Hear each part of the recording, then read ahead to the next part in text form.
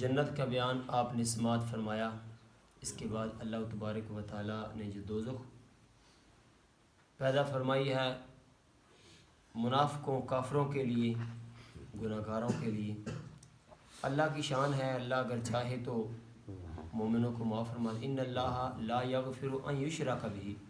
ویغفر ما دون ذلک لمن یشاء، یہ اس کی شان ہے، شرک اللہ معاف نہیں کرے گا۔ اس کے علاوہ بندہ مومن کے گناہ اگر اللہ چاہے تو معاف فرما دے اپنی رحمت سے۔ اور بعض دفعہ یہ بھی ہوتا ہے کہ فرماتے ہیں کہ کسی چھوٹی سی نیکی کو بھی حقیر نہ سمجھو، اگرچہ راستے سے کانٹا ہی اٹھانا کیوں نہ ہو، اللہ تبارک و تعالیٰ کی بارگاہ میں وہ نیکی پسند آ جائے اللہ کو، تو وہ بندے کی بخشش کا ذریعہ بن جائے۔ کیونکہ بندہ جو دنیا میں کام کرتا ہے اس کے حساب کتاب تو قیامت کے دن اس نے دینا ہے۔ حدیث مبارکہ میں آتا ہے کہ اگر دو بکریاں آپس میں لڑی ہیں، سینگوں والی بکری نے بغیر سینگوں والی بکری کو مارا ہے، تو قیامت کے دن اس سینگوں والی بکری سے بھی حساب ہوگا، یعنی جو جس کو مارا ہے وہ اس سے اپنا بدلہ برابر کرے گی، تب جا کے کام ختم ہوگا۔ وہ تو ہے بے زبان مال، وہ بے شعور ہے، ان میں تو شعور ہی نہیں، عقل ہی نہیں۔ اگر ان کا یہ حساب ہے تو انسان اندازہ لگائے کہ جس کو اللہ نے عقل بھی دی، سمجھ بھی دی، شعور بھی دیا،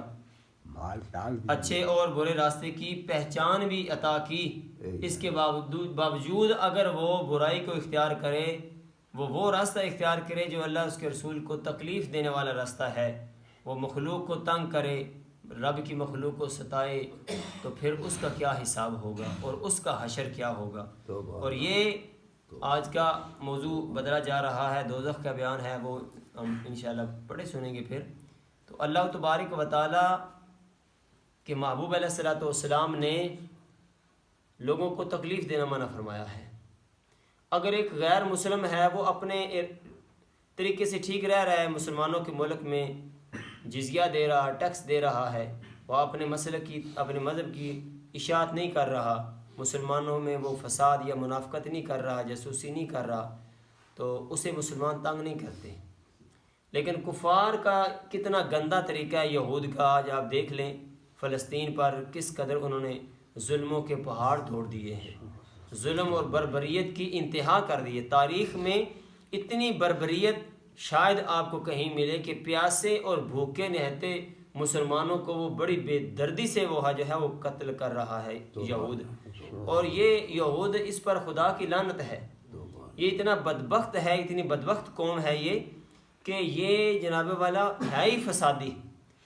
ان میں امن نام کی کوئی چیز نہیں۔ اور ہمارے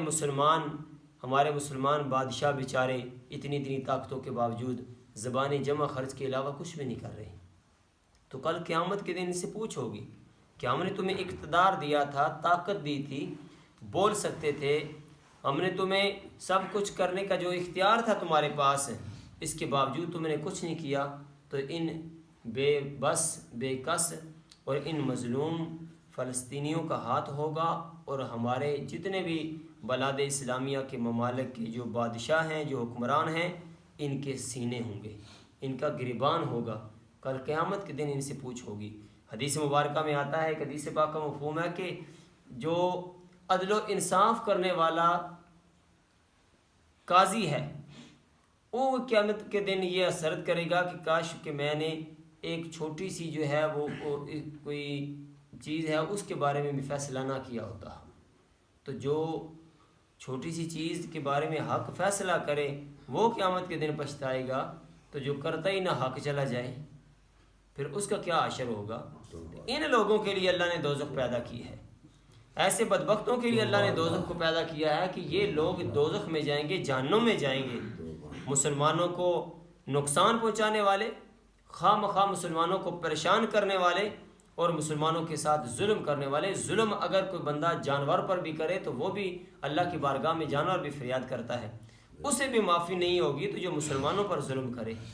تو اس کا کیا حشر ہوگا۔ اللہ تعالیٰ نبی علیہ الصلوۃ والسلام کے صدقے ہمیں ہر قسم کی برائی اور ظلم کرنے سے بچائے۔ ظلم بڑی بری چیز ہے، اللہ تعالیٰ کی شان ہے، وہ بندے کو معاف فرما سکتا ہے، اس کی قدرت کاملہ ہے، اس کے اختیار میں ہے، وہ مالک ہے، لیکن جو ظالم آدمی ہے اسے حساب ضرور ہوگا۔ جو مسلمانوں کو پریشان کرنے والا ہے اسے حساب ضرور ہوگا، اگر وہ توبہ کیے بغیر اور اس سے معافی مانگے بغیر جو ہے وہ اس دنیا سے مر گیا۔ اللہ تعالی ہمیں معاف فرمائے اور عمل کی توفیق عطا فرمائے۔